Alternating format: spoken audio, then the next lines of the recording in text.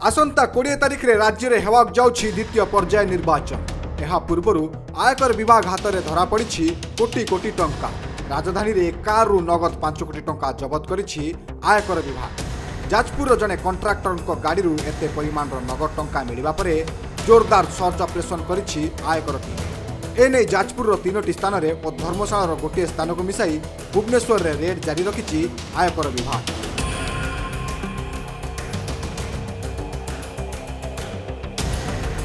मिलिथिबा सूचना अनुसार निर्वाचन को आखि आगे रखी कैश फ्लो उपरे नजर रखिछि आयकर विभाग। एने बड़ बड़िया नगद कारोबार को ट्रैक कर बड़ धरणर कैश कारोबार नहीं खबर पाइबा परे भुवनेश्वर सूर्यनगर में एक कार को चढ़ाऊ कला बेले इनकम टैक्स विभाग हाथ में धरा पड़ा नगद 5 कोटी टंका।